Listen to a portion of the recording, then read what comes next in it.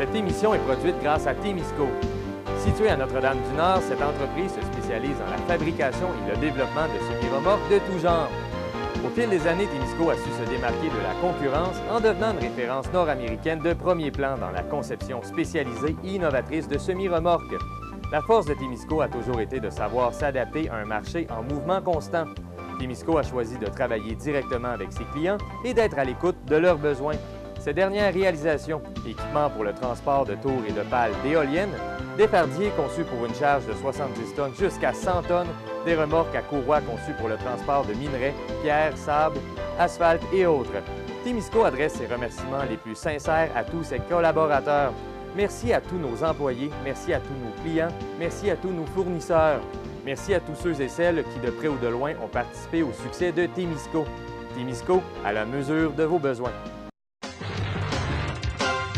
Cette semaine, à InfoTémis, une travailleuse de rang pour les familles agricoles du Témiscamingue, l'entreprise Le Gros Trappeur Fourrure de Nédelec se démarque, souper bénéfice pour la coop Saint-Eustache Resto Dépanneur, rencontre avec l'homme qui parle aux oiseaux, Denis Robert, et les Pirates de Ville-Marie entament la lutte pour la Coupe Russell.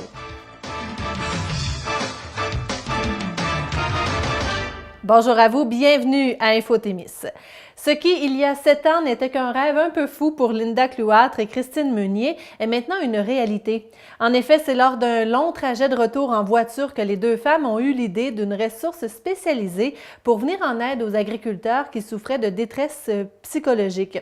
Le 21 mars dernier, les deux femmes pouvaient dire « mission accomplie » avec le dévoilement du projet de travailleuses de rang du côté de l'Éden Rouge en présence de nombreux partenaires du projet qui ont tour à tour pris la parole pour vanter les mérites de ce projet unique en Abitibi-Témiscamingue. C'est donc Sabrina Odette Godin qui aura le mandat de travailleuse de rang pour le Témiscamingue. TV Témis était sur place lors du lancement de ce projet fort innovant. Nous y avons rencontré Sabrina Odette Godin, mais également Linda Clouâtre du Centre de prévention du suicide, Daniel Barrette, préfet suppléant de la MRC de Témiscamingue, et Bernard Gauthier, producteur agricole du Témiscamingue. Mon mandat, c'est d'améliorer la qualité de vie des familles agricoles du Témiscamingue en leur offrant du soutien, de l'accompagnement et de l'écoute. Et les référer aussi vers les bonnes ressources aux besoins. L'idée est venue suite à un congrès, une présentation qu'on a eue en 2012 à Trois-Rivières. Dans le fond, une des premières travailleurs de rang du Québec venait nous présenter son projet, son travail. Et on est revenu de là emballé en se disant, sur notre territoire, l'agriculture est tellement importante, c'est tellement un pilier économique important. On aurait le goût d'offrir ce service-là aux familles agricoles. Quand que le comité s'est mis en place et qu'il nous a demandé si on était prêt à embarquer, on était très heureux d'y participer. Ça faisait aussi partie d'une des actions du PDZA. PDZA qu'on a fait en 2014, si ma mémoire est bonne, les agriculteurs nous avaient demandé ça, cette action-là.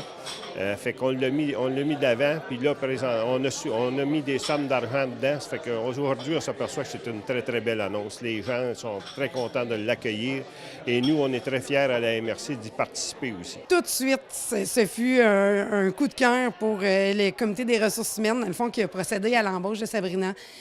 Par son calme, sa bienveillance. Le milieu agricole est un milieu qu'elle connaissait peu, mais elle a soif d'apprendre, elle veut apprendre. Elle a déjà pris beaucoup de contacts avec plusieurs agriculteurs dans des productions différentes. Sa volonté, sa détermination, et je pourrais continuer comme ça longtemps, mais on pense avoir trouvé là, notre belle perle rare du Témiscamingue. Moi, j'ai fait ma technique en travail social et j'ai fait aussi un baccalauréat en travail social. Donc, j'ai quand même quelques qualités d'une travailleuse sociale. J'ai une bonne écoute, j'ai une bonne observation. Je pense que je suis aussi de bons conseils. Je suis empathique. Je suis pour l'égalité aussi entre les gens, là. Le mandat du travailleur de rang est de soutenir le milieu agricole par diverses activités de valorisation du métier de l'agriculture, mais aussi de soutenir pour améliorer la qualité de vie par le soutien social, par le soutien pour prévenir la détresse psychologique.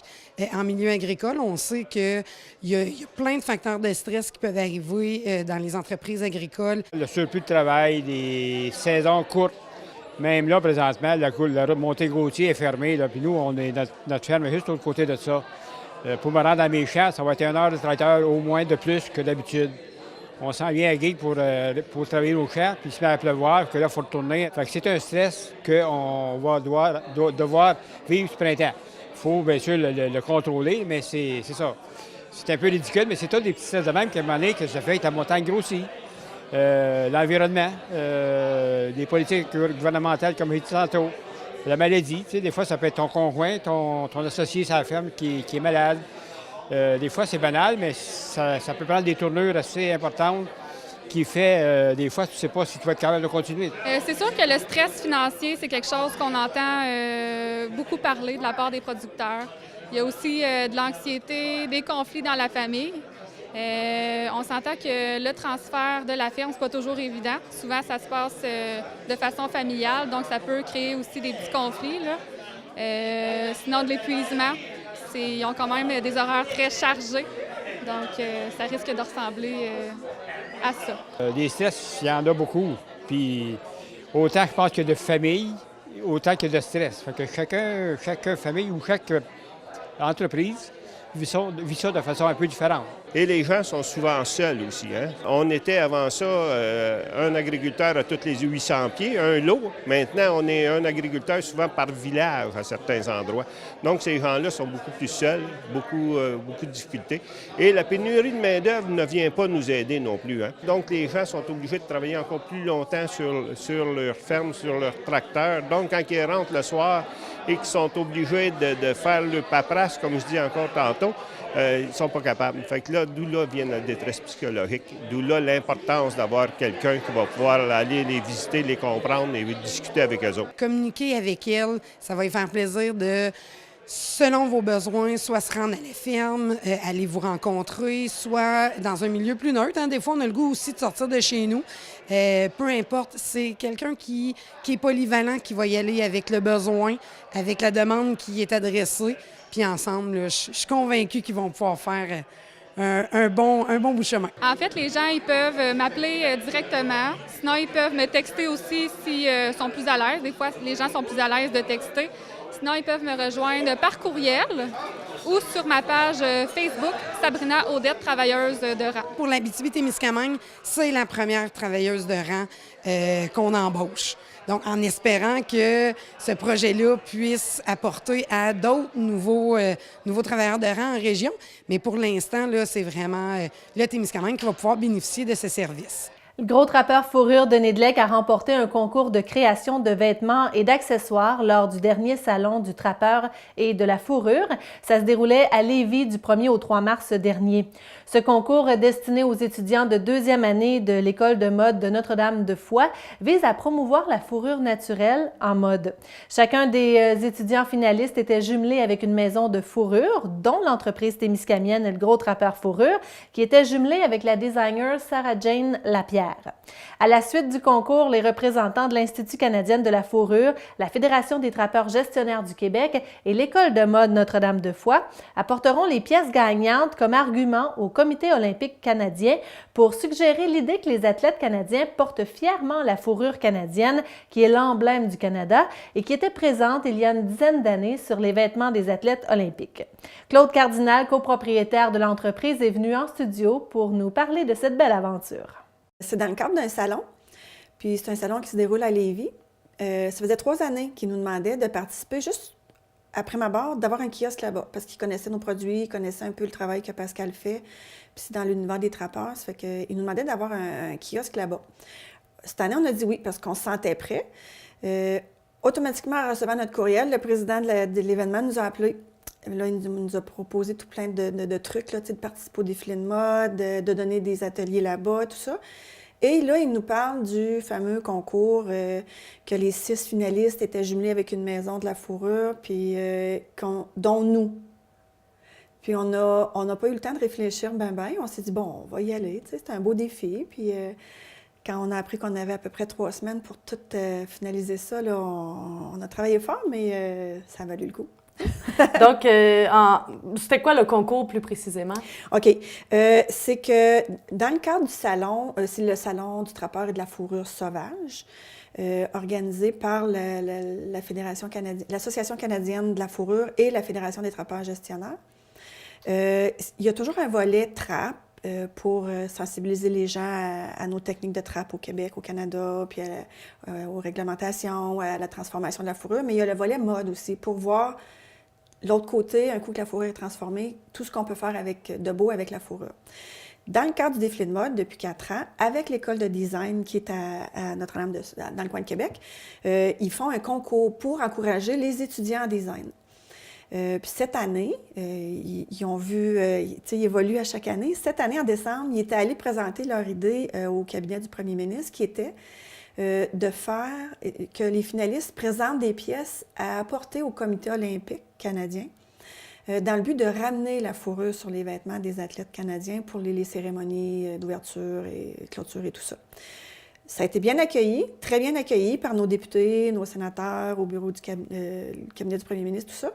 Donc, ils ont lancé le projet. Les finalistes ont été super enjoués là, de l'école de design. Ils avaient présenté 20 quelques présentations là, de design. Il y avait vêtements et accessoires. Puis là, ils en ont sélectionné 6. Il y avait 4 vêtements et 2 accessoires qui étaient dans les finalistes. Puis là, nous, ce qu'on savait avant d'aller, on n'a presque pas questionné. On a dit, on embarque dans le projet, c'est le fun. Puis on a reçu le design. On n'avait pas de patron, rien. La designer est là-bas. Tout ce qu'on sait, c'est que nous, ce qu'on avait à confectionner, c'était un chandail. Il fallait que le chandail lui reste à elle après. C'était comme son cadeau. Là, on avait quand même une latitude pour donner notre image à son design aussi. J'ai marié son design avec l'image de notre entreprise. Puis on savait que le morceau gagnant du concours lors du défilé de mode serait le morceau qui serait apporté là, ce printemps avec les représentants au comité olympique pour leur prouver là, à quel point ça peut être beau, puis commercial, puis tout ça. J'ai su, rendu là-bas, que les 3 critères de sélection là, pour le concours, c'était 1, la valorisation de la fourrure, naturellement.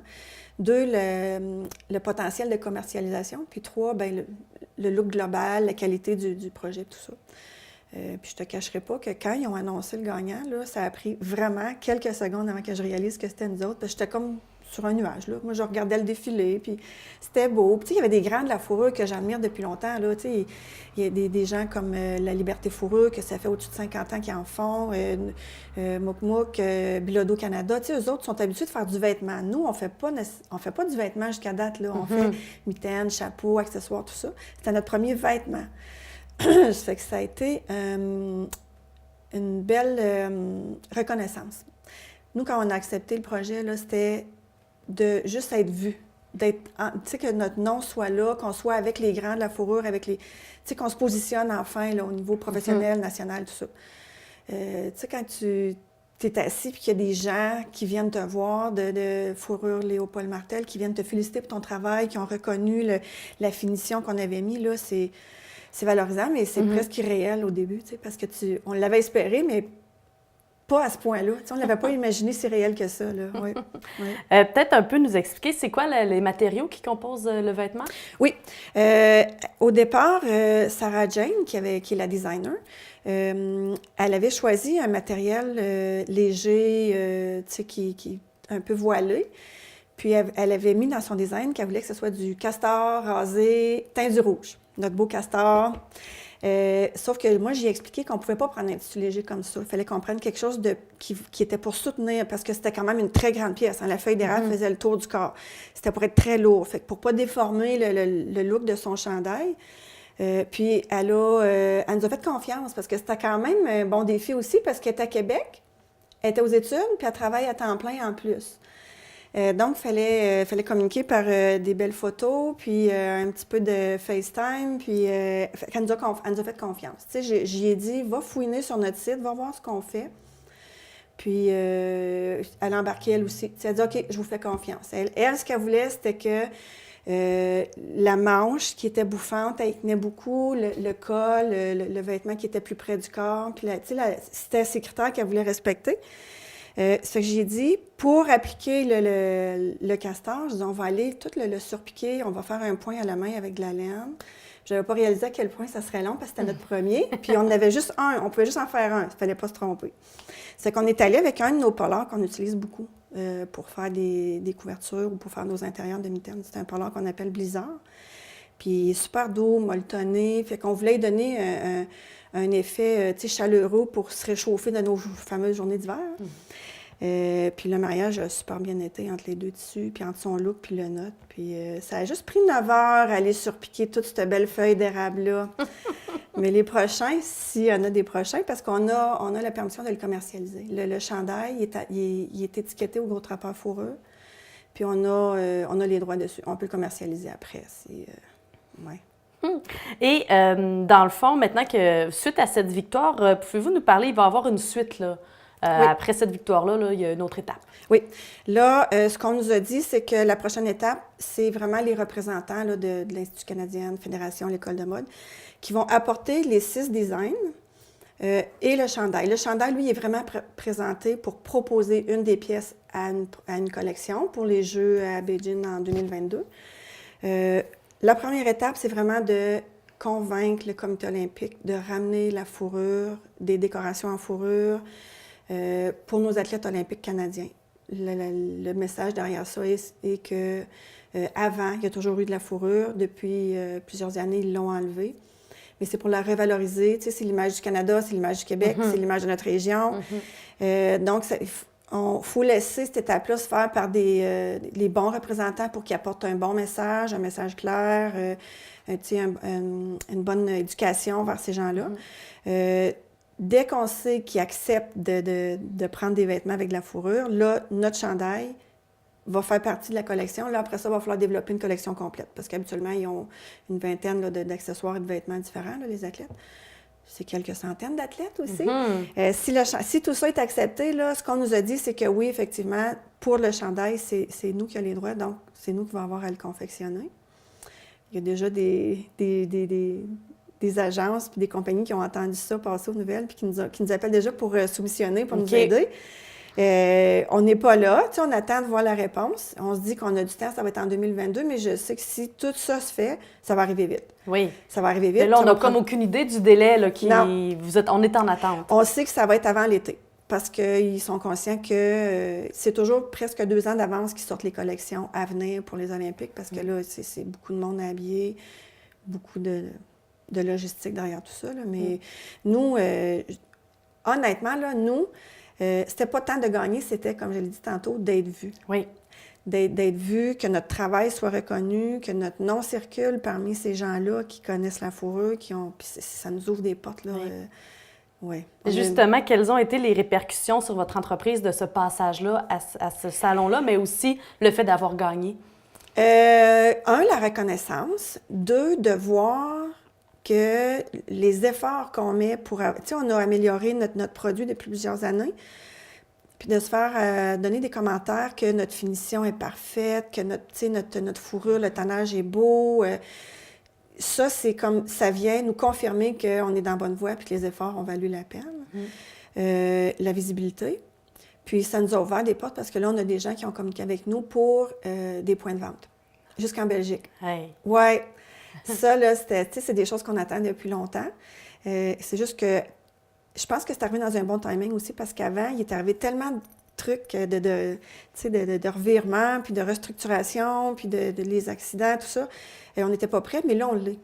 Sauf qu'il ne faut pas manquer le bateau non plus. Il va falloir s'organiser, il va falloir... Ça fait qu'on essaie d'avoir du coaching puis des bons conseillers pour nous accompagner là-dedans aussi, là, parce qu'on est quand même 4 dans l'entreprise, mais... il faut s'organiser comme il faut, là, parce que notre couturière, quand elle a vu ça, puis elle fait un travail très minutieuse, elle a pris ça à cœur, le projet, elle a embarqué sans poser de questions, mais là, elle voit la charge de travail qui va arriver avec. Oui. Ça fait qu'on on va tous avoir besoin d'accompagnement, là, parce que ça va être des démarches assez complexes. Ouais.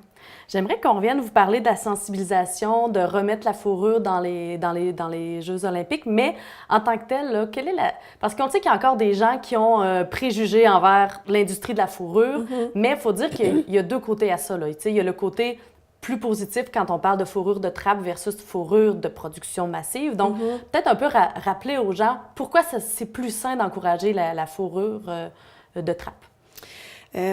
C'est sûr que Pascal a un meilleur discours que moi là-dedans, parce que lui, c'est son but. Mais la Fédé, dans le fond, la fourrure sauvage, c'est que le nouveau message, c'est que le trappeur, maintenant, il ne fait pas juste capturer pour la fourrure. Il capture aussi pour la viande, mais le message, c'est que le trappeur, il va faire une gestion des maladies. On travaille en collaboration avec les agents de la faune. On fait de la capture d'animaux nuisibles. Le trappage, c'est archi-réglementé au Canada, au Québec. La trappe humanitaire. C'est un nouveau message. C'est une démystification. C'est réapprendre la trappe. Le trappeur d'aujourd'hui, c'est pas le trappeur des années... mais ils ne connaissaient pas autre chose. C'était comme ça que ça se faisait. Tandis qu'aujourd'hui, il y a toujours de la recherche qui se fait. Avec l'Institut canadien de la fourrure, c'est très précis. Ils ont même des robots pour s'assurer que les pièges, les trappes fonctionnent, qu'ils respectent la réglementation, puis les normes, puis tout ça. C'est sûr qu'on va parler aussi que ça pollue pas la terre, parce qu'on parle beaucoup de notre terre, que c'est du plastique. La fausse fourrure, c'est fait avec du pétrole, des trucs comme ça. Ça fait que c'est les messages qui sont véhiculés. C'est sûr qu'il faut y aller prudemment. Faut être prudent dans les mots qu'on utilise, dans la façon qu'on le dit, parce qu'on ne veut pas brusquer personne non plus. Il y a eu beaucoup de fake news, de désinformation, de mauvaises informations, de choses truquées. Donc, il faut y aller en respectant les gens, en respectant comment ils sont prêts à recevoir l'info, mais en étant transparent. Il faut être transparent, oui. Puis, c'est quoi les projets à venir pour le Gros Trappeur, au-delà de tout ça? Aïe, aïe, aïe. Je pense que là, on a... nous, ce qu'on a aimé de ce projet-là, c'était que c'était pas quelque chose de nouveau à développer, c'était de montrer ce qu'on fait déjà, puis d'augmenter la capacité puis la production. Puis on était rendu là. Parce que, tu sais, on veut pas, quand on a grandi l'entreprise, quand on s'est installé dans les nouveaux locaux, c'était pour augmenter la production, pour pouvoir fournir un peu plus. Puis là, déjà qu'on a quelques points de vente qui nous ont approchés. Les premières années, c'était plus conservateur, tu sais, une petite collection. Mais là, on voit que la demande est là. Puis là, ils en veulent plus. Donc là, on est rendu à... là, on a une nouvelle employée à temps partiel pour la confection. Ça fait que, tu sais, c'est tranquillement pas vite. On part entre 40 et 60 paires de mitaines par année à 150, 200. Puis là, peut-être, si ça va bien avec la Belgique, là, on fait un test, si ça va augmenter à 300. Ça fait que, tu sais, c'est de bien présenter puis bien distribuer les produits qu'on a améliorés et qu'on a travaillé avec le temps. C'est sûr que là, ça nous a donné un petit peu la piqûre de faire du vêtement, mais je pense qu'on va attendre un an et demi avant de développer du vêtement pour être sûr de bien compléter puis bien présenter et distribuer ce qu'on a présentement. Tu sais, ce qui est la botte, les mitaines, les chapeaux, les bandeaux. Tu sais, nos trucs déco aussi, ils ont été bien aimés à Québec. Puis étonnamment, à Québec, Pascal a été super surpris, vive les réseaux sociaux. Les gens nous reconnaissaient. « Ah, le Gros Trappeur fourrure, on vous suit. » Fait que, ça a été ça aussi un bon coup de pouce dans ouais. Puis le message qu'on véhicule avec notre entreprise, puis que Pascal priorise auprès des trappeurs, bien, ça a été entendu, puis c'est bien reçu. T'sais. Ça fait que lui, Pascal, ça a été important. T'sais, il a donné un atelier là-bas il a été demandé pour donner un atelier de perfectionnement pour l'apprêtage d'une peau de loup, parce que ça, c'est très précis. Même pour les encans, ils sont très difficiles, c'est minutieux. Lui aussi, pour lui, c'était une reconnaissance de se dire, bon, mais je suis rendue au stade que c'est moi qui peux, tu sais, perfectionner les gars. J'ai atteint ce niveau de travail-là. C'est valorisant. Oui. La coop Saint-Eustache à Sainte-Eugène-de-Guigue organise un souper bénéfice dont les profits seront dédiés au fonctionnement de la coop ainsi qu'au développement d'un nouveau projet, celui d'offrir en location 4 chambres à coucher situées au 2e étage de leur bâtiment. Toute la population est donc conviée à cet événement le samedi 13 avril prochain au centre communautaire de Sainte-Eugène-de-Guigue. Après le repas, la soirée se poursuivra avec 2 groupes eugéniens, La Galère et Ambélance-sur-le-Perron. Le nouveau président de la coop, M. Claude Coco-Fournier, nous donne plus de détails et nous explique aussi ce qui a amené la création de la coop Saint-Eustache Resto Dépanneur. C'est parce qu'à un moment donné, on a perdu notre dépanneur qu'on avait. Fait que ça faisait un petit bout de temps. Puis là, on s'est formé un groupe. On s'est dit, on va essayer de former un autre, essayer de avoir un dépanneur, puis un petit restaurant. On avait trouvé notre cabane à frites, là, qui était avec Colette. Ça allait très bien, mais là, on voulait avoir un dépanneur avec ça. On voulait combiner les deux ensemble. Puis c'est ça, on a formé un groupe, on a fait des études. Puis c'était plus avantageux d'y aller avec une coop. Fait qu'on s'est lancé dans ce défi-là. Puis comme c'est là, ça va très bien. Ça fait la 2e année qu'on fonctionne. Puis ça va bien. Et justement, donc, comment ça fonctionne la coopérative? Est-ce que tous les membres participent au fonctionnement? Oui, ça, les membres, ils arrêtent, ils rentrent membres qui coûtent 100 $, mais c'est pas chaque année, c'est rien qu'une fois. Puis, ça marche une coop, qu'il faut que tu gardes ton statut de coop, il faut que tu aies un pourcentage de membres qui y a. Quand ils viennent à la coopérative, mettons, au resto, bon, ben, on prend le numéro de téléphone, c'est ça qui nous dit combien est-ce que nos membres fonctionnent, combien est-ce qu'ils viennent. Chaque année, on a des bilans à donner. Puis, comme c'est là, on marche à 65 % que nos membres collaborent. Là, fait que c'est très bon. Faut que tu gardes, pour garder ton statut, il faut que tu sois à 50 %. Fait que sur ce sens-là, ça va très bien. Les membres sont invités à collaborer. Donc, ça consiste en quoi les tâches là, que les membres peuvent faire? Bien, c'est sûr qu'on marche beaucoup avec du bénévole. On a des cuisinières, on a des étudiants qu'on engage de temps en temps. Bien, beaucoup de bénévoles. Les membres, bien, c'est surtout de venir acheter, de venir au restaurant, puis acheter un peu au dépanneur. Puis c'est ça qui consiste à chaque fois qu'ils viennent au dépanneur, bien, on leur demande le numéro de téléphone. C'est ça qui nous dit combien de fois que nos membres collaborent. Puis, avec du bénévole, on a beaucoup de bénévoles. On est chanceux pour ça, ça va bien. Parce que c'est beaucoup d'ouvrages, on prend rien qui est poubelle, on prend n'importe quoi à sortir, puis tout. Aussi que ce soit les cuisinières à le faire, mais c'est les bénévoles qui le font. Puis ça va très bien sur ce côté-là. Je voulais te parler peut-être qu'on avait un projet, on a des chambres en haut qu'on a commencé à modifier puis à rénover pour louer des chambres en même temps. En haut, on a 4 chambres en haut qu'on peut louer. Fait que le projet, on a commencé, il a été arrêté un petit bout, là, mais on va recommencer. C'est pas mis. C'est sûr qu'on va le finaliser à un moment donné. Fait que, on va avoir des chambres à louer en haut en même temps. Fait que ça va aider beaucoup. Les motoneigistes, des fois, ils viennent coucher, puis n'importe qui. On a beaucoup de trafic qui passe à Saint-Eugène, ça ne paraît pas, mais beaucoup, c'est assez achalandé. Fait que là, c'est ça. Puis là, on a décidé pour faire ça, continuer, ça y allait très bien, parce qu'on a eu le petit mois de janvier, c'est toujours tranquille un petit peu, mais février, ça a redoublé, puis ça s'en va toujours. Hein. Fait qu'on a décidé de faire un petit souper bénéfice pour la coop à la salle récréative à Saint-Eugène. Fait que c'est ça, on veut organiser ça. Je ne sais pas si tu voulais en parler tout de suite. Oui, bien oui, dans le fond, c'est un souper, donc qu'est-ce qu'il y aura au menu? Oui, on va avoir 2 choix de viande. Qui va être, on va avoir un filet de porc au poivre et érable. Puis ensuite, on va avoir du poulet au cru du clocher de la ferme Ouvlard, Lorrainville, et bacon, cru du clocher et bacon, poulet. Ensuite, on va avoir des salades, puis un bon dessert, un brownies, chocolat, crème glacée maison. Fait qu'on va avoir de quoi de bien. De quoi de bien. Très beau souper. Puis la soirée va se poursuivre avec 2 groupes locaux. Là. Pouvez-vous nous parler de ces 2 groupes? C'est des groupes originaires de Saint-Eugène. Oui, madame. C'est l'ancienne Galère. Bien, c'est pas tous les membres de la Galère. On a 3 qui vont jouer dedans, qui étaient dans la Galère, qui vont jouer. C'est rien parce qu'ils voulaient venir. Puis ensuite, on a en Bélan sur le perron, qui est du monde de Saint-Eugène aussi. Fait que c'est eux autres qui vont nous faire nous rendre une belle veillée, parce que c'est du monde que c'est connu, puis ça grouille beaucoup, fait qu'on devrait avoir une très, très belle soirée avec ça. Une très belle soirée. Où est-ce qu'on peut se procurer les billets, dans le fond, et quel est le coût? Oui, les billets sont en vente à Coop direct, puis aux membres du CA. On est 6 dans le CA. Puis les billets, c'est 30 $ du souper, qui inclut la veillée.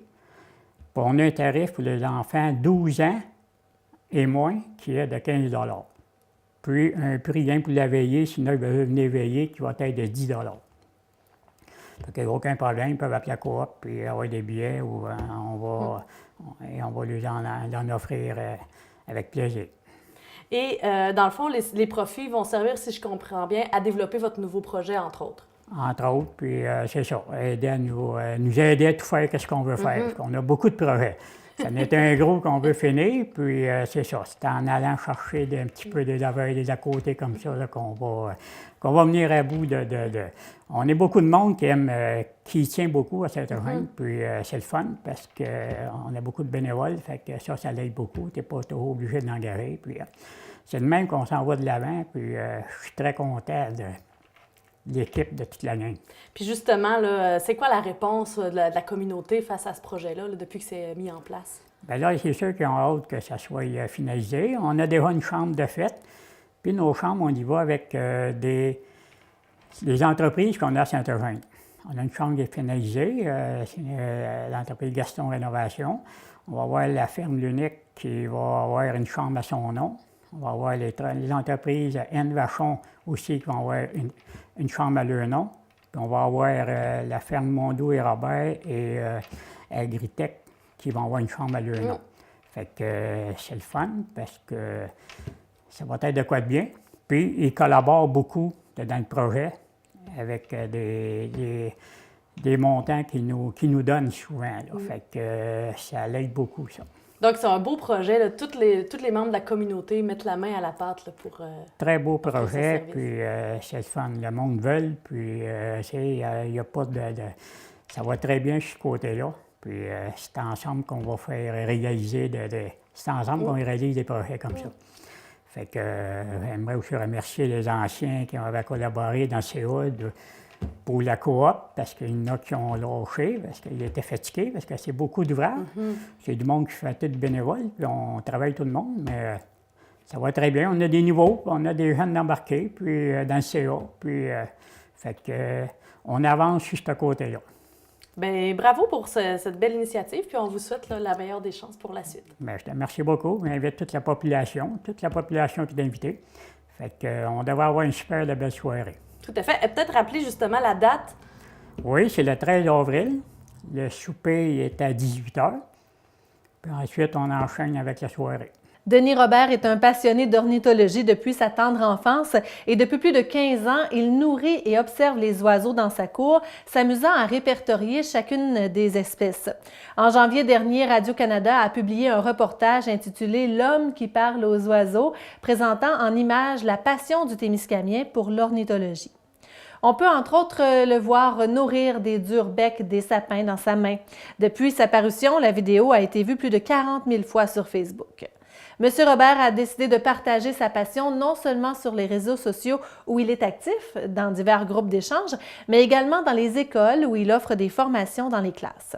Par ailleurs, le dimanche 7 avril prochain, il offrira une conférence au Fossilarium de Notre-Dame-du-Nord avec notamment des trucs pour attirer des oiseaux chez soi. TV Témis voulait en savoir plus sur l'homme qui parle aux oiseaux et nous sommes allés le rencontrer chez lui. Denis Robert, ornithologue amateur depuis des années. Ma passion des oiseaux remonte sûrement à mon enfance. Je me rappelle des souvenirs où mes parents avaient installé des nichoirs à hirondelles, fait que j'observais les oiseaux dans le cours. Ce qui me fascine des oiseaux, c'est leur beauté. Il n'y a pas un oiseau qui ressemble à un autre, là. Tu peux les distinguer parce qu'ils ont du orangé à la gorge, du jaune derrière la tête. Ma routine est un peu en fonction des oiseaux. Je dirais même que les oiseaux m'ont amené à me lever plus tôt, parce que les oiseaux sont plus matinales. Dépendamment que les heures, parce que là, on a avancé l'heure avancée. Fait qu'à 7h30, je sortais, j'ai 7 mangeoires à remplir. Et je commence par nourrir mes durs-becs des sapins dans mes mains. Et ça peut durer, c'est moi qui décide, là, 15 minutes, 20 minutes. Et ensuite, je fais le tour de mes mangeoires. Puis il faut aussi nettoyer les mangeoires à l'occasion. Puis bon, s'il fait beau, s'il fait une belle journée comme aujourd'hui, c'est certain qu'ils vont rester une demi-heure avec eux autres, là, à les admirer, à les entendre chanter. Puis là, au printemps, entre autres, là, il y en a des espèces qui vont arriver, des espèces, des oiseaux chanteurs. Là, c'est de toute beauté à l'oreille. Et mes préférés, depuis cette année, ce sont les durbecs des sapins parce qu'ils viennent manger dans mes mains. Mais un harfang des neiges, c'est super beau. Des gros becs errants, c'est aussi super beau. Les geais bleus, ils ont des belles couleurs. Puis l'été, mais bientôt, les parulines vont arriver, les oiseaux insectivores. Dans les parulines, il y en a de toutes les couleurs, encore là, de toute beauté. L'année passée, les durbecs, j'ai tenté l'année passée de les apprivoiser, là, justement de les amener à manger dans mes mains. Et il y en a un seul qui était venu l'année passée. Fait que je m'étais un peu découragé. Mais cette année, j'ai persévéré et je dirais depuis quasiment, je pense, près de 2 mois, à tous les jours. Et à tous les jours, là, ils viennent manger dans mes mains. J'observe les oiseaux effectivement à l'année parce que, bon, moi, j'ai 7 mangeoires dans ma cour. L'hiver, on a des espèces qu'on appelle des oiseaux résidents. Puis, bon, peut-être une trentaine là, qui passent l'année ici. Donc, ils sont ici l'hiver. Quand il arrive le printemps, moi, c'est l'excitation, là, c'est certain, parce que moi, la journée qui arrive, c'est super important. Puis on rentre toutes nos observations, nous autres, sur des sites Internet, là, eBird Québec, par exemple.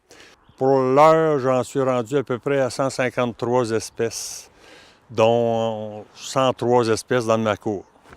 Puis moi, je suis un peu compétitif un peu dans tout, mais compétitif avec moi-même aussi pour le nombre d'espèces observées. À chaque année, évidemment, j'ai augmenté le nombre d'espèces.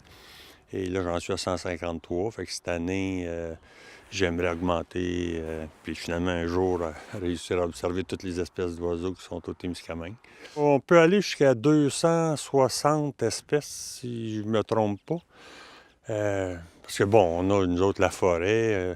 Chaque espèce a son habitat, hein? Fait que nous avons de la forêt, nous avons des champs, nous avons des cultures, des champs de culture, de grands espaces. Puis, par exemple, si on y va avec les faucons, les rapaces, ils chassent dans les champs. Puis ici, au Témiscamingue, évidemment, on a beaucoup de champs. Mais on est quand même au nord-ouest du Québec, fait qu'il faut reconnaître, avouer que dans le sud du Québec, ils ont plus d'espèces que nous autres. Évidemment, si vous voulez voir des parulines, par exemple, les insectivores, mais souvent au printemps, ils vont être en forêt. Puis de toute façon, ils nichent aussi en forêt, parce qu'en forêt, il y a plus d'insectes qu'ailleurs. Mais si on parle des hirondelles, les hirondelles, eux autres, sont plus sur le bord des champs. Les oiseaux qui sont granivores, ils peuvent aller autant dans ta cour, parce qu'on a des mangeoires, on les attire avec des mangeoires. Puis, à la grande surprise des gens, les canards, on les voit surtout dans des bassins, dans les stations d'épuration des eaux. Parce qu'il y a des canards barboteurs qu'on appelle, d'autres qui sont plongeurs. Fait que les plongeurs sont plus sur les grands cours d'eau comme des lacs, des rivières, mais les barboteurs, souvent, sont soit dans des marécages, comme le marais du lac La Perrière, c'est un bel endroit, c'est sûr. Puis dans les stations d'épuration des eaux, moi, chaque année, je vais là, puis il y a des espèces qui se tiennent là particulièrement. La meilleure période, je dirais, c'est le printemps. Il y a des espèces qui arrivent fin mars. Ce matin, j'ai vu un bruant udisonien. Lui, il arrive, c'est un migrateur, il arrive du sud, mais il est tout seul. Là. Fait que demain matin, il va probablement peut-être en avoir 2-3. Dans une semaine, il va en avoir une quinzaine. Puis quand on parle des oiseaux insectivores, mais évidemment, ils n'arriveront pas tant que la température ne sera pas plus chaude puis que la neige va avoir pas mal disparu. Donc, je dirais début mai, mi-mai, c'est là qu'il y a peut-être le plus d'espèces qui sont arrivées au Témiscamingue. Des gens me demandent combien ça coûte. Je leur réponds, probablement de 500 000 $, mais j'ai aucune idée. Moi, quand la poche de graines de tournesol est vide, mais évidemment, je vais en chercher une autre. Puis, il y a des graines de chardon. Les autres sont un peu plus dispendieuses. Puis les petits oiseaux, là, c'est des graines de chardon. Puis là, je ne sais pas si on entend, mais il y a un jet bleu qui crie. Eux autres adorent les pinottes en écaille. Fait que, ouais, c'est beaucoup de sacs par année. J'ai eu la chance de récupérer des oiseaux empaillés, une douzaine. Il y a eu un musée du marais du lac Lapierrière qui a opéré pendant quelques années. Puis eux autres avaient cette collection-là. Puis le musée m'a fermé pour X raisons. Puis ces oiseaux-là se sont retrouvés au camping de la baie Ellis, qui était l'organisme à but non lucratif, le domaine plutôt. Et le domaine a été aussi vendu à un secteur privé. Et moi, je suivais ça parce que j'ai commencé l'année passée à donner des ateliers sur la faune ailée et l'environnement, bénévolement, là, dans des petites classes de 3e, 4e année. Ça va aussi avec leur objectif de cours, là. C'est un cours de sciences. Bien, moi, c'est certain, c'est les sensibiliser à l'importance de créer des habitats, protéger des habitats pour la faune ailée. Donc, je leur donne, évidemment, je les sensibilise aussi, je leur donne beaucoup d'informations sur les différentes espèces, puis bon, les espèces d'oiseaux en lien avec les habitats. Je parle de l'alimentation, des oiseaux, comme je disais, qui sont granivores, d'autres insectivores. Fait que si on prend une hirondelle ne vient pas à une mangeoire, parce qu'elle ne mange pas les graines, elle mange des insectes. Fait que les jeunes sont super intéressés. Ils ont la main levée, ils ont des questions. Puis les jeunes font le lien assez rapidement entre, si tu veux des oiseaux dans ta cour, ça prend des fleurs, pour attirer les insectes, ça prend des arbres, etc. J'adore. Les Pirates sont les champions de la division nord de la GMHL, fort d'une victoire en 6 matchs contre les Rattlers de Bradford. Une série finale apparemment disputée où les deux rivaux ne se sont pas fait de cadeau. Lors du match numéro 6 disputé à Ville-Marie, l'équipe de TV Témis a eu un accès privilégié au vestiaire des Pirates.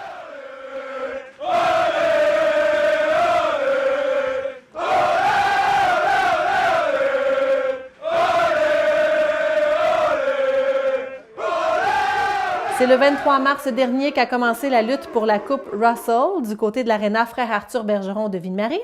Après les 2 premiers matchs de la grande finale de la GMHL, les Pirates sont aux commandes grâce à 2 victoires récoltées devant leurs partisans, des gains de 5-3 et 3-1, des matchs où le niveau de jeu fut très élevé, digne d'une grande finale. Le résumé avec Francis Prudhomme. Ce reportage vous est présenté par Desjardins, fier de contribuer à la fougue du hockey au Témiscamingue. Les Pirates de Ville-Marie ne sont plus qu'à 2 victoires de remporter la Coupe Russell, emblème de la GMHL. Lors des 2 premiers matchs de la série, les Pirates sont sortis victorieux grâce à des victoires de 5-3 et 3-1 contre les champions de la Division Sud, les Ravens de Saint-Georges. Lors du match numéro 1, début de match rythmé tout à l'avantage des Pirates. À 11 minutes 08, belle chance de marquer pour les Pirates alors que l'action se déroule à 4 contre 4. Plus tard en période, spectaculaire arrêt de la mitaine de Giulio Costa. Par contre, le premier but de la série appartient aux Ravens. Ville-Marie obtient plusieurs belles occasions de marquer avant la fin de l'engagement. 1-0 Ravens après une période. Les Pirates amorcent la deuxième en supériorité numérique. Sonny Boire obtient une belle chance de marquer. L'animosité entre les deux équipes monte d'un cran en début de période. Le trio formé de Boire, Blanchette et Terrien est dominant sur la glace. D'ailleurs, Boire passe bien près de faire un but. Terrien et Blanchette, c'est 2 méchants bons joueurs de hockey. Écoute, c'est des bons joueurs de talent, puis j'adore ça jouer avec des gars de même. Ça paraît qu'on a joué du bon hockey et tout, fait qu'on se voit partout sur la glace, on garde ça simple. Puis, écoute, moi, j'ai juste des beaux commentaires à dire sur ces 2 gars-là. Écoute, ça marche, puis ça paraît, tout le monde le voit, puis on donne un bon spectacle. Sur la séquence suivante, Nicolas Belrose crée l'égalité. Hugo Blum est victime d'une sévère mise en échec. Heureusement, il se relèvera aussitôt.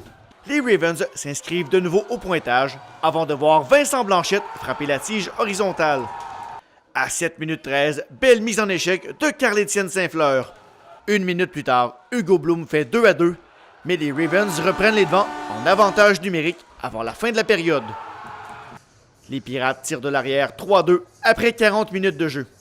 Oh, c'est sûr que c'est un but important, mais encore un très gros travail d'équipe. Puis j'ai juste à la mettre dedans, puis un mobilisateur qui fait du bien, mais tout le monde a travaillé pour. La 3e période est tout à l'avantage des Pirates, qui marquent en supériorité numérique. Un but de Cédric Terrien, assisté de Boire et Blanchette. À 13 minutes 16, Vincent Blanchette donne les devants aux Pirates pour la première fois du match. Ça fait du bien, ça fait longtemps j'avais pas scoré, j'ai mal de main, mais là, ça fait du bien là, quand même de retrouver un peu mes sens. Puis, grosse game, grosse win, on a tous bien travaillé fort, puis on a essayé de donner le ton au match. Fin de match stressante pour les partisans des Pirates, alors que leur équipe évolue à 4 contre 3. Mais avec 45 secondes à faire, Cédric Thérien marque en sortant du banc des pénalités. C'est un match comme on les aime, un match de série. Au début, l'autre équipe, on les connaissait pas, on les avait vus en vidéo, mais en vidéo puis sur la glace, c'est pas pareil. Puis là, la première période, on les étudiait, mais quand on a arrêté de penser puis on a joué notre hockey en troisième, là, ils nous ont pas suivis. Bien, c'est sûr qu'il y a de l'intensité ces deux côtés. Je pense que les Ravens ont été surpris un peu par leur vitesse. En première période, c'est sûr qu'on a fait beaucoup d'erreurs dans le sens qu'on a ouvert l'enclave. Ils en ont profité et tout ça. Fait qu'on a fait des correctifs après la première. En deuxième, c'était un petit peu mieux. L'indiscipline à l'embarquer, malheureusement. Mais en troisième, les gars, depuis le début des séries, on joue toujours une bonne troisième. Heureusement qu'on s'est repris dans les 20 dernières minutes. Puis il faut jouer dans cette game-là comme les 20 dernières minutes. Le gros mot d'ordre, ça va être encore la discipline.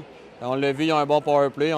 On score encore un but à ce soir en power play, donc il faudra être discipliné et rester sur la glace. Jouer à 5 contre 5, ils ne nous suivent pas. Là. On est plus rapide et plus de skills. Je pense que les pièges, c'est les pénalités inutiles. On l'a vu, ils ont un très très bon power play. Puis nous, on sait que les petites punitions inutiles, on aime ça quand même, là, mais on commence à régler ça. Encore un soir, on l'a vu, 2-3 nous ont un peu coûté cher. Mais je pense que c'est vraiment le mot principal, attention aux punitions, parce qu'ils ont un très très très bon power play. Je pense ça risque de nous piéger si on continue comme ça. La première période, on a donné trop l'enclave. Il faut protéger ça parce qu'ils sont tout le temps là. Puis en plus, on le savait, on avait parlé aux gars avant la game, on a fait des séquences de vidéos que les Ravens, le force, c'est dans l'enclave. Ils ont toujours un gars bien posté et tout ça. Puis c'est là-dessus qu'on va travailler. Puis après ça, les gars, ils savent au moins, ils savent à quoi s'attendre. Il faut travailler encore plus fort comme en troisième période. Le match numéro 2 débute bien pour les Pirates qui contrôlent le jeu. Toutefois, en milieu de période, un revirement en zone des Pirates est créé. Mais le pire est évité. En infériorité numérique, Carl-Étienne Saint-Fleur se jette devant un lancer. Une fois de plus, les hommes d'Alain Mercier peuvent compter sur leur gardien de but, Giulio Costa. Ce dernier effectue un superbe arrêt de la jambière sur une échappée des Ravens. Comme dans le match numéro 1, ce sont les Ravens qui marquent le premier but du match, avant de voir Sonny Boire égaliser la marque sur un beau jeu préparé par Villan. Thérien récolte aussi une mention d'aide sur le but. J'essaye d'amener l'expérience que j'ai un peu de l'Europe et du haut niveau qui s'est passé en Europe pour aider l'équipe et faire le show un peu aussi. Écoute, c'est assez évident que l'autre équipe, l'autre bord, ils n'ont jamais affronté une équipe comme nous autres.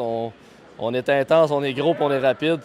Ça paraît qu'ils n'ont jamais joué et qu'ils ne sont pas habitués de perdre. Fait qu'ils ne savent pas quoi faire vraiment avec l'adversité. Fait que je pense que les deux premières games ont été gagnés parce qu'ils ont été surpris, mais la série est loin d'être finie. Là. Avec 20 secondes à faire à la première période, Saint-Georges écope de 5 minutes de pénalité. Ça promet pour la deuxième. 1-1 après 20 minutes. Les Pirates se retrouvent en avantage numérique de 2 hommes lorsqu'un joueur des Ravens entre en contact avec le gardien Costa. À 16 minutes 37, Hugo Bloom touche la cible alors qu'il est bien positionné dans l'enclave. Peters et Bégin sont complices. Puis, à 8 minutes 45, le Témiscamien Justin Rivet marque sur un retour de lancer après une belle montée du défenseur Alex Montreuil. C'est sûr que nous, une de nos forces a toujours été d'utiliser tout le monde. Dans chacune des situations, il y a des joueurs qui ont moins de temps de glace à 5 contre 5, mais ils ont fait un travail extraordinaire sur le désavantage numérique, puis en fin de match. Puis c'est des gars que ça nous permet, nos top players, d'avoir du jeu toute la game. Donc on sait que tout le monde peut jouer là, contre n'importe qui.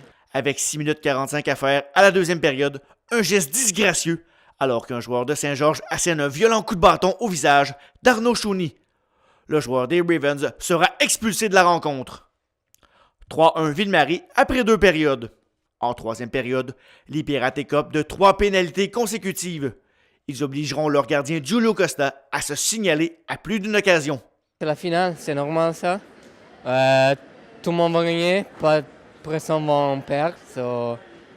Tout le monde donne 100% sur la glace. Le pointage demeure inchangé. Victoire de 3-1 des Pirates qui prennent les devants 2-0 dans la série. C'est une équipe qui, à l'origine, ne sont pas très physiques, mais ils n'ont jamais eu vraiment d'adversaire.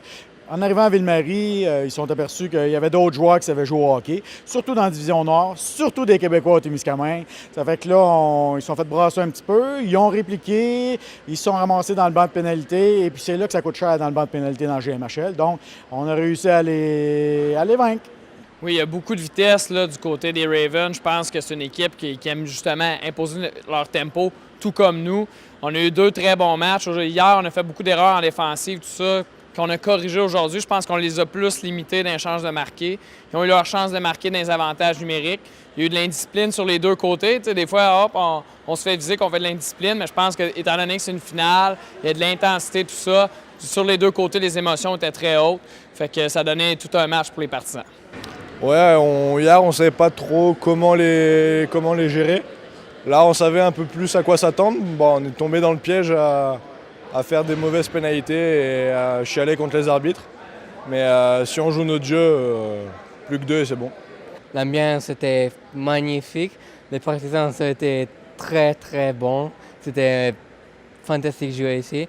Il y a du monde qui sont présents, mais on voit qu'ils suivent la game. Là, souvent, tu sais, mettons un tir bloqué ou un 3 contre 2, tu vois que le monde commence à s'exciter. Puis c'est pas juste à cause des buts. C'est du monde qui connaît le hockey, puis c'est super le fun de jouer ici. Là. Le monde, il nous donne de l'énergie pour toffer les 3 périodes. Ça a joué un peu dans leur tête à eux. Ils ne sont pas habitués d'avoir des partisans. Nos partisans sont bruyants. Ça fait qu'ils ont vraiment aidé l'équipe à gagner. Puis, comme à l'habitude, c'était un spectacle qui était fantastique. Tout le monde est heureux là, ici. C'est incroyable l'ambiance qu'il y a ici. La Russell Cup, pour ces joueurs-là, c'est un peu leur Coupe Stanley. Oui, ils gagnent pour eux, ils gagnent pour leurs amis, tout ça, mais il n'y a pas juste leurs amis, c'est vraiment toute une communauté. Toute la Témiscamingue est derrière eux. Même l'Abitibi, même le Québec. On a des gens qui nous écoutent du lac Mégantic. De la région de Beauport. Il y en a en Europe, justement, les parents de Julio Costa. Donc, c'est vraiment le fun parce qu'il y a vraiment toute une communauté derrière notre équipe. Puis je pense que le championnat serait extrêmement important pour eux. Rendez-vous à Saint-Georges pour les matchs 3 et 4. Ça va être difficile. C'est une très petite patinoire. Là. Ceux qui sont déjà venus à Almaguin, c'est dans ces dimensions-là. Il y a quelques set plays que cette équipe-là fait à leur aréna, étant donné les dimensions de la patinoire. Fait qu'il va falloir vraiment être allumé, être prêt à jouer une grosse game. Ça risque d'être encore plus physique, étant donné les dimensions. Je pense que ça peut nous avantager à certains égards parce qu'on regarde des gars comme Mota puis Hurley ce soir, ils ont eu beaucoup d'espace, étant donné la dimension ici qui est assez grande. Ça va être plus limité là-bas, donc il va falloir utiliser ça à notre avantage, mettre plus de rondelles au filet, comme on a fait dernièrement. Le 3e but, le but à Justin Rivet, pas un jeu compliqué, une belle entrée de zone, un gars en support, on envoie une rondelle au filet, on ramasse le rebound, bang. C'est peut-être le but qui fait la différence ce soir. Bien, écoute, sur une petite glace, ça peut être différent. Écoute, il va falloir lâcher le bal de punition parce que sinon, on ne gagnera jamais ça, cette série-là. Écoute, comme là, on a été chercher 2 grosses wins importantes, mais c'est sûr que si on pointe des punitions de même, ça ne marchera pas. Il va falloir s'en focusser, puis on va avoir des meetings, puis on va essayer de résoudre les problèmes, c'est que ça fait mal, puis on va aller de l'avant, puis on va gagner ça. Ça va être compliqué, je pense, parce qu'on va quand même chez eux, c'est une finale. Donc ils vont rien lâcher, ils veulent pas perdre chez eux non plus. Donc à nous de jouer notre jeu et d'imposer ce qu'on a imposé. On ne leur laissera pas de chance. Si on a une bad luck, on va finir à Ville-Marie, mais on va essayer de régler ça. Là-bas, 1, 2, 3, 4. Merci, bye-bye. Un reportage de Francis Prudhomme pour TV Témis. Desjardins est fier de vous avoir présenté ce reportage des Pirates de Ville-Marie. Desjardins, là pour contribuer au mieux-être des individus et des collectivités. Les réactions étaient mitigées en Abitibi-Témiscamingue au lendemain du dépôt du dernier budget fédéral des libéraux le 19 mars dernier. Le budget du ministre Bill Morneau comprend 5 milliards de dollars de nouveaux engagements et cible particulièrement les jeunes et les aînés. Radio Énergie a publié un résumé des différentes réactions, notamment de la députée Christine Moore et de la préfète Claire Bolduc. D'abord, l'augmentation à 35 000 $ du régime d'accès à la propriété pour les premiers acheteurs peut sembler intéressante, mais ne diminuera que peu le paiement hypothécaire en milieu rural. C'est selon la députée néo-démocrate d'Abitibi-Témiscamingue, Christine Moore. Elle aurait plutôt voulu la construction immédiate de logements sociaux. Par exemple, Mme Moore explique que si on prend une maison de 100 000 $, ça fait 25 $ par mois, grosso modo, de différence au niveau du paiement hypothécaire, alors que si les acheteurs avaient eu accès à un logement abordable locatif, peut-être que ce serait 200 ou 300 $ qu'elles paieraient de moins par mois pour se loger. Par ailleurs, pour encourager les aînés à faible revenu à continuer à travailler, le budget Morneau prévoit une bonification de l'exemption sur le supplément de revenu garanti qui passera, lui, de 3 500 à 5 000 $. Christine Moore déplore qu'il n'y ait pas de plan pour lutter contre les pénuries de main-d'œuvre, de plans qui comprennent un peu l'ensemble des mesures qui doivent être prises pour réussir à régler ce problème. Même chose pour la subvention de 5 000 $ à l'achat d'un véhicule électrique. Christine Moore estime que sans réseau efficace de bornes de rechange sur la route 117, par exemple, cette mesure n'est pas bonne pour la région. Côté Internet haute vitesse, de 5 à 6 milliards sont annoncés pour les branchements dans toutes les régions d'ici 2030. La préfète de la MRC de Témiscamingue, Mme Claire Bolduc, se désole qu'on annonce encore des sommes, mais sur un horizon beaucoup trop long vu l'évolution de la technologie. Claire Bolduc se désole aussi du manque de mesures concrètes au niveau environnemental, mais salue les sommes annoncées pour les producteurs laitiers touchés par la gestion de l'offre, alors que 2,15 milliards de dollars sont prévus pour le rachat de quotas non vendus. Le budget ne précise toutefois pas comment ces sommes seront versées. Le budget prévoit aussi 4,5 milliards de dollars sur 5 ans pour améliorer les conditions de vie des Autochtones. 2 jours plus tard, soit le jeudi 21 mars, c'était au tour du Québec à déposer son tout premier budget, signé par l'équipe François Legault. Dans les grandes lignes, on note l'abolition graduelle de la contribution additionnelle sur 4 ans dans les garderies, plus de ressources pour les soins à domicile, plus de lits en CHSLD et plus de personnel soignant. En éducation, on prévoit l'augmentation des ressources pour les services spécialisés et ajout de personnel. Pour les familles, le remboursement de l'achat de lunettes ou de lentilles pour les moins de 18 ans jusqu'à 250 $ par période de 24 mois dès septembre 2019. Le crédit d'impôt pour les travailleurs de 60 ans et plus sera bonifié jusqu'à 1 500 $. Sur le plan municipal, la préfète de la MRC de Témiscamingue, Claire Bolduc, estime qu'il s'agit d'un bon budget. En entrevue sur Ici Abitibi-Témiscamingue, elle se réjouit notamment du réinvestissement de l'État dans les services de base que sont la santé et l'éducation. Elle félicite Québec d'avoir investi 400 millions sur 7 ans pour Internet haute vitesse en région, surtout que les projets devront être lancés d'ici 2023. Claire Bolduc a aussi souligné l'effort de Québec pour contrer la pénurie de main-d'œuvre. À ce sujet, elle précise qu'il y a 2 mesures qui sont intéressantes. Une mesure d'accompagnement, particulièrement pour les nouveaux arrivants, pour pouvoir permettre de régionaliser l'immigration et de soutenir les communautés et les collectivités pour que l'on joue un rôle actif dans l'intégration des personnes immigrantes.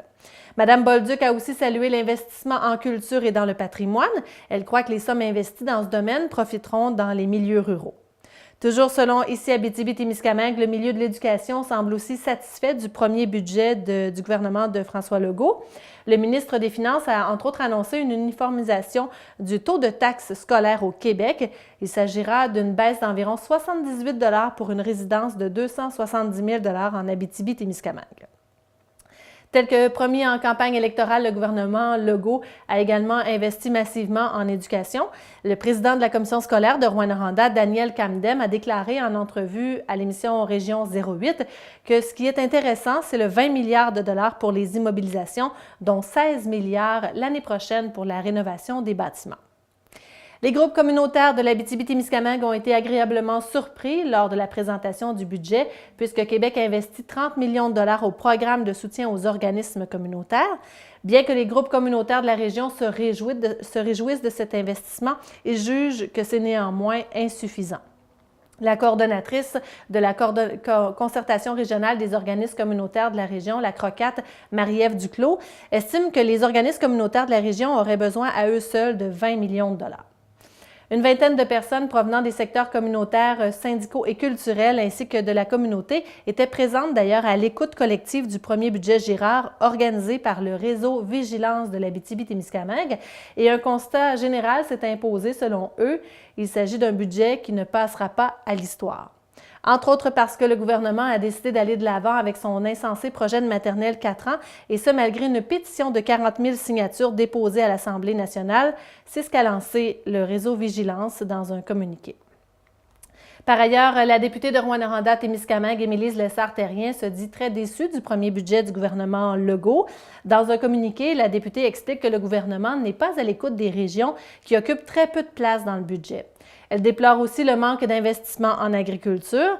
Elle dit que le gouvernement du Québec n'a non seulement aucun plan de transition en agriculture pour soutenir de façon significative les agriculteurs qui souhaiteraient faire la transition vers le biologique, mais selon Mme Lessard-Terrien, celui-ci n'investit pas non plus d'argent dans l'agriculture qui a, selon elle, un besoin flagrant de soutien. Tout en dénonçant l'absence de mesures pour lutter contre les changements climatiques, elle affirme que le gouvernement du Québec ne propose rien pour le transport collectif interurbain afin d'améliorer la qualité de vie des citoyens de la région de l'Abitibi-Témiscamingue. Elle invite par ailleurs le gouvernement à bonifier les moyens pour les structures déjà existantes d'accueil et de rétention des nouveaux arrivants dans l'ensemble des MRC. Autre sujet maintenant, lors de la séance ordinaire du Conseil de mars de la MRC de Témiscamingue le 20 mars dernier, le projet de reconstruction des ponts du Grassy Narrow et la mise en place d'un sommet sur le transport collectif régional ont fait partie des dossiers discutés. Lors de la réunion privée précédant la tenue du Conseil, les élus ont pris connaissance du projet de reconstruction des ponts du Grassy Narrow, piloté par la municipalité de Moffett en collaboration avec la communauté de Long Point First Nation. M. Steve Mathias, chef de la communauté, accompagné de Mme Sharon Hunter, directrice des relations intergouvernementales, était d'ailleurs présent lors de cette présentation afin de témoigner de l'appui concret de la communauté envers ce projet. En séance publique, les élus ont donné un appui politique quant aux démarches menées par Moffett pour mettre en place ce projet majeur de reconstruction et un accompagnement de la MRC sera offert à la municipalité. À l'ouverture de la séance, la préfète a informé les membres du conseil de son entretien téléphonique en fin de journée avec M. Stéphane Lauzon, député du gouvernement fédéral de la circonscription d'Argenteuil-La-Petite-Nation et secrétaire parlementaire, suite aux interventions médiatiques de Mme Bolduc concernant le dernier budget fédéral en ce qui a trait aux investissements pour le déploiement du service Internet en milieu rural. En effet, le gouvernement fédéral prévoit investir sur une période de 10 ans pour brancher les régions, portant ainsi le délai à 2030. La préfète a ainsi expliqué que M. Lauzon voulait la rassurer que son gouvernement prendrait les mesures nécessaires pour qu'un territoire comme le nôtre puisse bénéficier des investissements dans les meilleurs délais afin d'assurer une couverture efficiente en Internet haute vitesse pour notre milieu. Au terme de sa conversation téléphonique, elle s'est engagée à s'excuser publiquement si le territoire de la MRC de Témiscamingue était desservi en Internet haute vitesse d'ici la prochaine année. C'est à suivre. Une demande d'appui provenant de la Conférence des préfets de l'Abitibi-Témiscamingue a été présentée aussi aux élus en lien avec la tenue d'un sommet sur le transport collectif régional. Cet appui vise à demander au ministre des Transports d'assumer pleinement la juridiction provinciale relative au transport intramunicipal de personnes et de marchandises effectué par les entreprises locales comme l'autobus, avec la mise sur pied d'un sommet sur le transport collectif régional interurbain. Déjà, la Conférence des préfets a obtenu l'appui de plusieurs MRC de municipalités à travers le Québec. Les élus du territoire ont joint leur voix à cet appui provincial.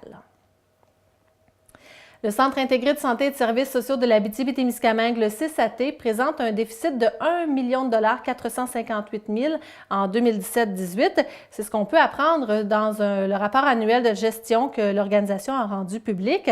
Selon l'analyse du journaliste de ici Radio-Canada régional Jean-Marc Belzile, ce déficit s'ajoute à celui anticipé de 22 millions de dollars qui avait déjà été épongé par le ministère de la Santé en avril 2018. En vertu des articles 3 et 4 de la Loi sur l'équilibre budgétaire du réseau public de la santé et des services sociaux, les établissements publics ne doivent pourtant pas engendrer aucun déficit en fin d'exercice. Le CISAT assure avoir identifié des mesures où il pourrait faire des économies afin de soumettre un budget équilibré en 2018-19. Autre nouvelle concernant le CISAT, on annonce l'embauche de 3 nouveaux médecins examinateurs, tels que décrits par la journaliste de ici Radio-Canada régional, le journaliste plutôt Boualem Adjouti. Cette mesure permettra notamment de diminuer les délais d'attente et d'analyser le travail des autres médecins lorsqu'il y a une plainte. L'annonce a été faite lors de la plus récente réunion du conseil d'administration du CISAT par le président-directeur général de l'organisation, Yves Desjardins. Et par ailleurs, le conseil d'administration a profité de cette réunion pour renouveler sa confiance envers le PDG du CISAT et s'est dite satisfaite de son travail à la tête de l'organisation. Un article publié sur le site Internet de ici Radio-Canada régional nous apprend la création d'un guide pour promouvoir la langue et la culture autochtone. Anishinaabe Modam, qui veut dire « Parlons Anishinaabe », est maintenant distribué un peu partout en Abitibi-Témiscamingue. Depuis février dernier, 130 trousses d'Anishinaabe Modam ont été envoyées à des organismes, des institutions d'enseignement, des élus, des bibliothèques de la région. L'initiative vient de l'organisme Minwashin, qui vise à promouvoir les arts et la culture Anishinaabe. La trousse comporte notamment des calendriers, des étiquettes et des autocollants en langue autochtone. Le président de l'organisme, Richard Kishtabich, souhaite aussi voir les gens utiliser quelques mots en langue autochtone dans leurs échanges au quotidien. Il affirme que l'objectif est de faire prendre conscience aux gens qu'il y a encore des Autochtones ici, même si on a tendance à oublier qu'ils existent. L'initiative coïncide avec l'Année internationale des langues autochtones proclamée par l'Assemblée générale des Nations unies. Et voilà ce qui complète Info-Témis. Au nom de toute l'équipe, je vous remercie de votre présence et je vous invite bien sûr à être des nôtres dès la semaine prochaine pour une autre édition. Et d'ici là, visitez notre site web témis.tv ainsi que notre page Facebook pour avoir tous les détails de notre programmation. À bientôt!